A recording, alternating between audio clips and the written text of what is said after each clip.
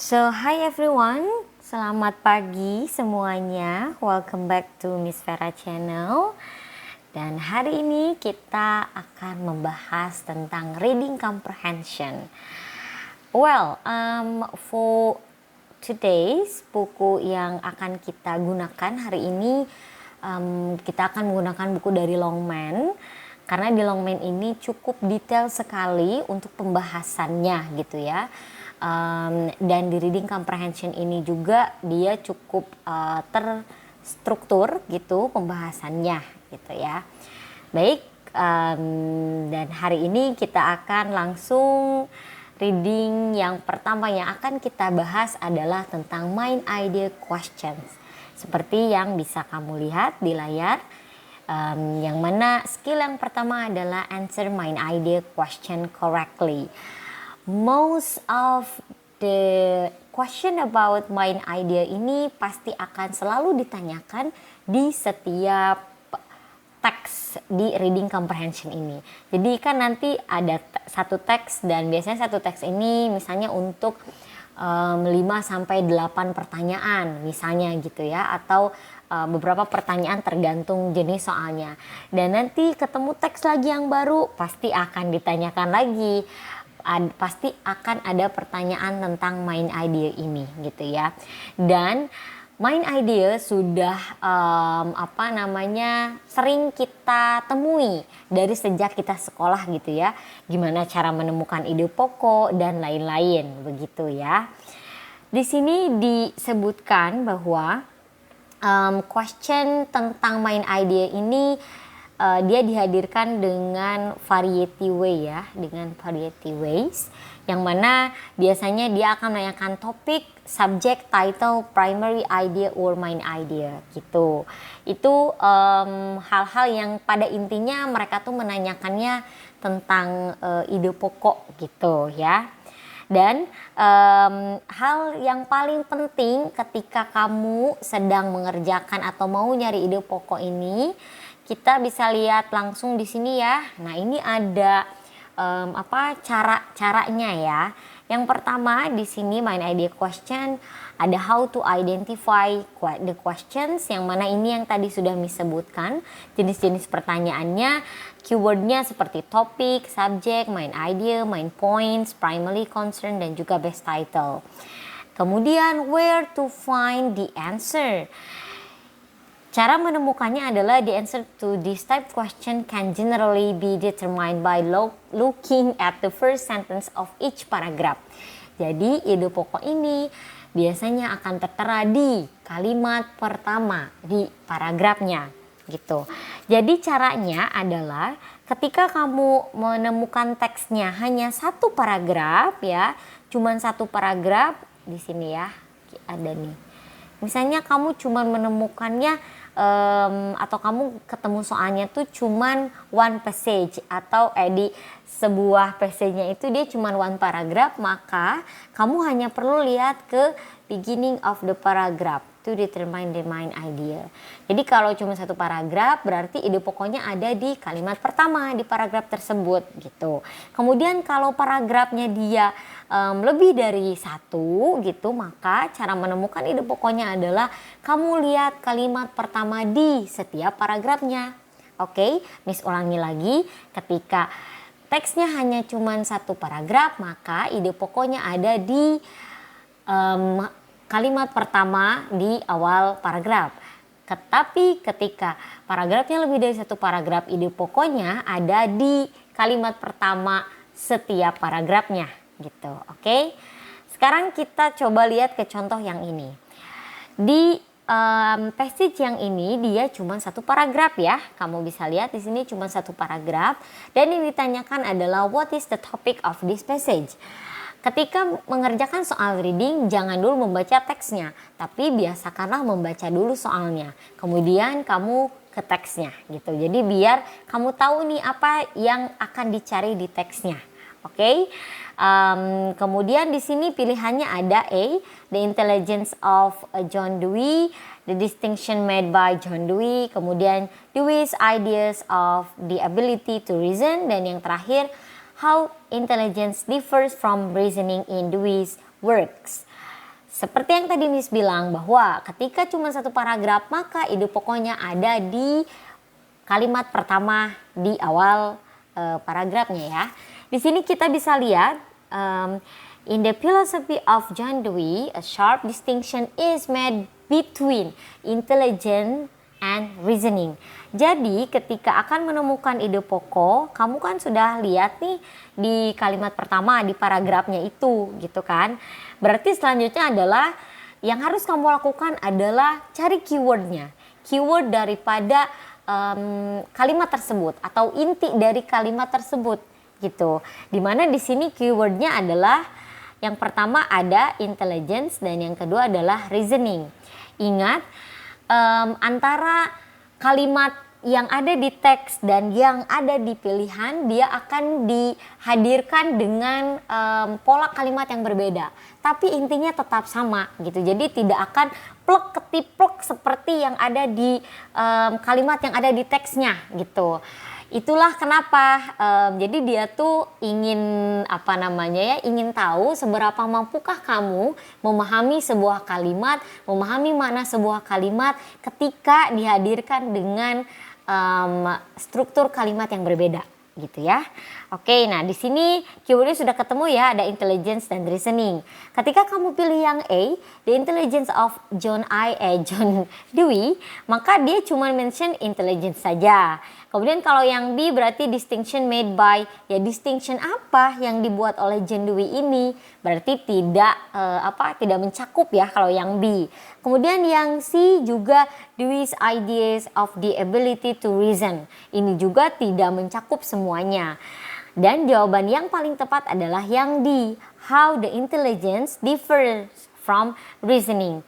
Oke, how the intelligence differs from reasoning in Dewey's works. Yang mana di sini a sharp distinction is made between intelligence and reasoning. Dua-duanya tuh sama, maknanya sama gitu, hanya dihadirkan dalam bentuk kalimat yang berbeda. Begitu ya, itu ketika kamu menemukan soal main idea. Jadi seperti itu cara pengerjaannya. Oke. Nah, kita balik lagi ke yang di sini. Di sini ada how to answer the question. Pertama, read the first line of each paragraph. Look for a common theme or idea in the first line. Kemudian yaitu pass your eyes quickly. Jadi ini harus cepat ya, karena dia tuh hanya dikerjakan dalam waktu 60 menit, 1 jam, yang mana jumlah soalnya ada 50 gitu. Jadi butuh konsentrasi yang cukup tinggi dan juga kamu pun harus berpacu dengan waktu gitu ya. Gimana cara biar bisa terbiasa? Ya harus sering-sering latihan, harus sering melatih diri sendiri gitu. Oke, itu mengenai ide pokok ya. Itu main idea. Kemudian biasanya suka ada nih ya, ini nih. Ini adalah teks yang lebih dari satu paragraf ya. Ini paragraf pertama, ini paragraf kedua. Di sini soalnya adalah which of the following will be the best title? The best title for this passage. Ini dia nanyain best title-nya nih untuk passage yang ini. Itu tuh apa? Oke, ketika sebetulnya sama caranya ya. Ketika akan menentukan judul ataupun main idea gitu. Di sini lebih dari 2 paragraf, maka kita lihat kalimat pertama di setiap paragrafnya. Paragraf yang ini dia kalimatnya adalah nitrogen fixation is a process by which nitrogen is continuously fed into biological circulation. Kemudian yang ini kalimat pertamanya adalah the opposite process of denitrification returns nitrogen to the air gitu kan, nitrogen to the air di situ. Maka di situ ada dua kata kunci. Yang pertama ada ini nitrogen fixation dan yang kedua adalah ini denitrification gitu. Berarti di sini yang paling tepat adalah untuk diberi judulnya adalah yang ini, two nitrogen process, karena dua-duanya ini menyebutkan proses. Yang pertama fixation dan yang kedua adalah denitrification gitu. Oke.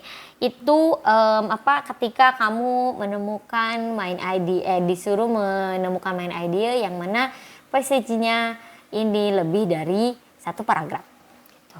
Oke. itu mengenai main idea. Nah, sekarang coba kita latihan di sini ya. Latihan yang question number 1 sampai number 2. Di sini dia cuman punya satu paragraf. Pertanyaan nomor 1 adalah which of the following best describes the topic of the passage. Kemudian yang kedua, which of the following would be the best title for this passage. Yang ini adalah topik, yang ini adalah the best title ya.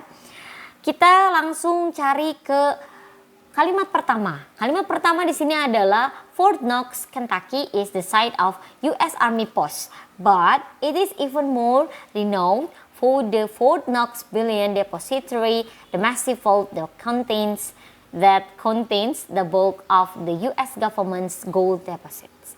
Gitu. Dimana ini kalimat pertama tuh ya, cukup panjang. Inti daripada kalimat pertamanya ini adalah yang pertama kan ada Fort Knox, Kentucky is the site of US Army. Tapi ingat di sini ada but it is even more, Jadi si Fort Knox, Kentucky ini tuh tempat US Army post ya. Tapi Fort Knox, Kentucky ini lebih dikenal dengan the Fort Knoxville Depository gitu. Jadi lebih dikenal. Berarti kan ada pengecualian ya di sini. Berarti lebih dikenal the massive vault that contains the bulk of the government's gold. Ketika pilihan yang A, the city of Fort Knox, Kentucky doang, itu terlalu too general. Jadi cuman ya menyebutkan Fort Knox, Kentucky saja gitu. Tidak pada intinya Fort Knox, Kentucky itu apa? Enggak seperti itu ya. Kemudian kalau jawaban yang B, the Federal Gold Depository, dia ini jawabannya adalah yang B ya, the Federal Gold Depository. Kita lihat dulu pilihan yang C. Yang C, the US Army Post at Fort Knox, dia hanya menyebutkan US Army Post at Fort Knox saja gitu. Sedangkan di kalimat yang pertama ini dia cukup details menyebutkannya gitu. Kemudian yang terakhir adalah gold bullion gitu doang, juga dia tuh general ya, tidak include all the information gitu yang ada di kalimat pertama ini gitu. Dan yang paling tepat adalah the Federal Gold Depository, di mana di sini ada gold deposits di situ. Jadi yang paling tepat jawabannya adalah yang B gitu, yang paling mencakup semua semua informasinya gitu ya. Oke, kemudian kalau yang nomor 2 jawabannya adalah yang C, where the United States keeps its gold gitu. Title yang paling tepat gitu. Yang mana adalah yang C, where the United States keeps its gold.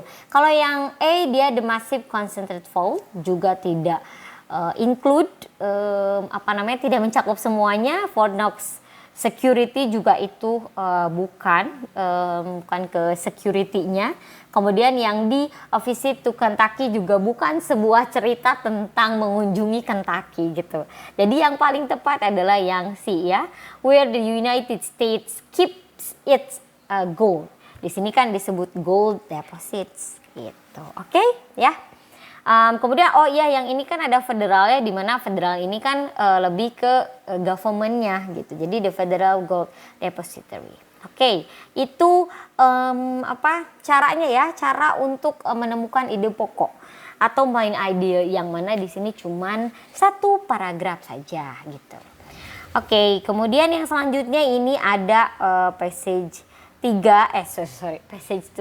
yang mana question number 3 sampai nomor 4. Di sini juga dia cuman satu paragraf lagi nih ternyata ya. Kita latihan lagi nih di sini. Yang mana pertanyaan nomor 3 adalah which of the following best states the subject of this passage. Di sini ada subject, keywordnya the main idea of this passage ya. Best state and then the main idea of this passage.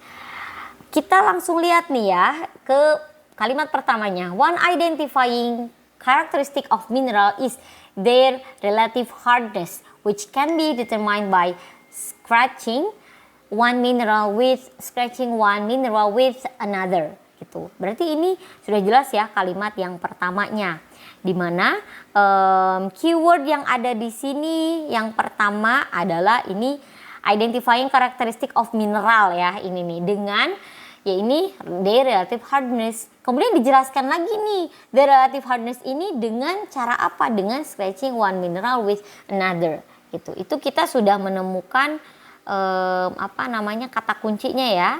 Tadi yang mana yang pertama adalah ini ya, ada karakteristik mineral, kemudian relative hardness, dan yang selanjutnya adalah scratching one mineral with another. Dimana di sini yang nomor 3, jawaban yang paling tepat adalah yang B, identifying minerals by means of a stretch test. Kalau hardness of diamonds doang dia tidak disebutkan ya di kalimat pertama diamonds-nya. Kemudian felt sharp spars of the most scale juga itu sudah ke yang lain nih, sudah masuk ke kalimat-kalimat selanjutnya. Kemudian yang terakhir, recognizing minerals in their natural state. Juga itu kurang tepat gitu yang ini. Karena dia di paragraf yang pertama juga didn't mention natural state-nya gitu ya. Jadi yang paling tepat adalah yang B, identifying minerals by means of scratch test. Dimana dia semuanya ada ya, mineral dan scratch test di sini. Oke? Ya. Kemudian yang nomor 4 adalah the main idea of this passage is gitu. Jawabannya adalah yang A. Kita lihat dulu nih yang pilihan yang A-nya adalah the hardness of a mineral can be determined by its ability to make a mark on other mineral. Kemudian yang B, diamonds. Oh itu jelas ya, bukan diamonds with a hardness. Berarti kalau diamond disebutkan pertama berarti adalah dia topiknya gitu. Kalau dia disebutkan pertama, dan ini bukan. Kemudian a softer mineral cannot be scratched by a harder mineral. Dia tidak mention di kalimat pertamanya, itu lebih ke details di yang kalimat-kalimat selanjutnya. Kemudian talc is the first mineral list of, apalagi yang D. Dia sudah ke yang sebelah sini gitu ya. Jadi yang paling tepat jawabannya adalah yang B. Jadi pokoknya ketika akan menentukan main idea, kamu hanya fokus di kalimat pertamanya saja gitu. Kalimat pertama saja di paragrafnya, atau kalau lebih dari satu paragraf berarti di setiap paragrafnya. Begitu ya. Jadi jangan terkecoh dengan hal-hal yang lainnya. Kamu hanya perlu menemukan, mencocokkan antara keyword yang ada di kalimat pertama dengan pilihan-pilihan ABCD yang ada di soal. Begitu ya. Oke, itu mengenai main idea. Ini masih satu paragraf ya. It's okay. Nah ini kamu silahkan nanti latihan. Yang mana passage 3 ini, jadi latihan pertama ini ya. Latihan yang pertama, passage 3, question number 5-6. Kemudian tuh makin panjang nih. Boleh ya ini makin dilatih. Ini passage yang kedua. Latihannya passage 4, nomor 7-9 gitu ya. Nanti dikerjakan setelah selesai menjelaskan ini, oke? Seperti biasa. Kemudian yang selanjutnya adalah yang skill yang kedua, yaitu recognize the organization of ideas. Mudah-mudahan tadi yang ide pokok sudah jelas ya. Sekarang kita ke skill yang kedua yang mana dia mengenai recognize the organization of ideas gitu. Di sini dijelaskan bahwa in reading section of both paper ataupun computer test, there may be question about the organization of ideas in a passage. On the paper, the computer, dua-duanya ya sama gitu. Dia suka ada pertanyaan tentang organization of ideas ini gitu. Jadi seperti apa sih Miss organization of ideas ini gitu. Sebetulnya inti yang ingin ditanyakan tuh adalah gimana sih penulis ini menjelaskan teks tersebut gitu. Atau kalau ide pokok kan ide pokok daripada teksnya ya. Kalau organization teksnya ini alurnya tuh seperti apa sih gitu. Teks ini tuh dihadirkan oleh si penulisnya gitu. Kita langsung ke latihan ya yang passage yang ini. Di sini sudah ada yang di underline kalimat pertama di setiap paragraf, di mana di sini ada 3 paragraf. Yang pertama di sini dari if asked who invented the game of the baseball, most American would probably reply bla bla bla bla. Kemudian yang kedua di paragraf kedua, kalimatnya adalah Double Day was given credit for this invention early bla bla bla bla, sampai sini ya. Kemudian yang terakhir adalah today, most sports historians are in agreement that Doubleday really did not have much. Jadi ini kita sudah bisa lihat nih. Yang pertama ini dia positif, kemudian yang ini juga positif meaningnya. Tapi yang ini jadi negatif gitu. Ya, jadi ada did not di situ, kontra gitu. Maka di sini pilihannya adalah yang pertama, an idea is presented and then reviewed. Kemudian a concept is followed by example, a cause is followed by an effect, kemudian a belief is supported with reason. Nah, ini tuh pilihan-pilihannya. Ini adalah contoh soal tentang organization idea gitu. Yang mana jawaban yang paling tepat adalah yang A, an idea presented and then reviewed, kemudian bertolak belakang tuh gitu, presented kemudian kontra gitu. Jadi kamu harus perhatikan nih di setiap alurnya gitu. Jadi ketika menemukan soal atau teks sepanjang apapun, ketika dia masih membicarakan tentang ide pokok, maka kamu fokus di kalimat pertamanya. Jangan buang-buang waktu dengan membaca seluruh teks gitu ya. Jadi kalau di teksnya cuma satu paragraf, berarti kamu fokus di kalimat pertama. Ketika teksnya lebih dari satu paragraf, maka fokuslah di setiap kalimat pertama setiap paragrafnya gitu ya. Kalau dia sedang menanyakan ide pokok atau recognize idea seperti soal yang ini gitu ya. Seperti soal yang ini. Oke, itu salah satu ya tentang recognize main idea gitu. Di sini nih ada caranya. Nah, ini caranya ya, organization idea. Yang pertama, how to identify the question dengan ini keywordnya ada how the information in the passage organized, how is the information in the second paragraph relate to the information in the first paragraph gitu. Jadi relate-nya gimana sih antar paragraf ini gitu kan. Nah, kalau di komputer biasanya click on the paragraph gitu. Kemudian yang kedua adalah where to find the answer. The answer to this type of question can generally determined by looking at the first sentence. Okay, the first sentence of the appropriate paragraphs. Dan yang terakhir adalah how to answer the question. Read the first line. Look for words that show relationship among the paragraphs. Masih tetap harus dicari nih keywordnya dari setiap kalimat pertamanya itu. Kemudian choose the best answer gitu ya. Itu cara menemukan pertanyaan lagi. Cara menemukan jawaban-jawaban tentang organization of ideas gitu. Oke, di sini ada latihan ya. Kita latihan TOEFL exercise 2 passage 1, di mana di sini ada sebuah passage yang terdiri dari 3 paragraf ya. Bagaimanakah soalnya? Soalnya adalah how the information in the passage organized. Gimana nih information in the passage organized di sini? Oke, kita lihat nih paragraf yang kita lihat pilihannya dulu nih. Pilihan yang A adalah the origin of ideas about conflict is presented. Contrasting view of conflict are presented. 2 theories discussed. Ini ada 2 theories. Kemudian example of conflict within organized. Kita lihat di sini. Pertama, conflict within, kalimat pertama ya di paragraf pertama. Conflict within organization is not always viewed as undesirable.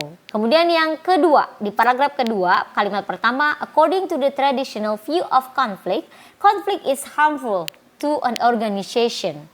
Kemudian yang ketiga, di kalimat pertama, paragraf ketiga, the interactionist view of conflict, on the other hand, hold that conflict can serve an important function in organization by reducing blah blah blah blah blah blah blah positive change to occur gitu.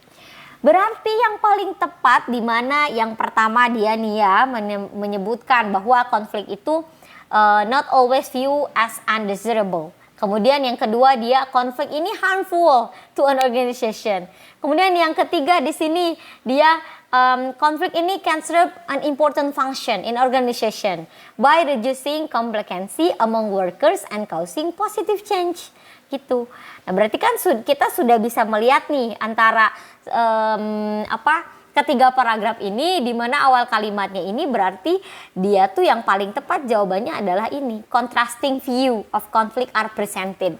Jadi ya kontras antar pendapat di setiap paragrafnya itu. Jadi yang paling tepat adalah contrasting view of conflict are presented gitu. Oke?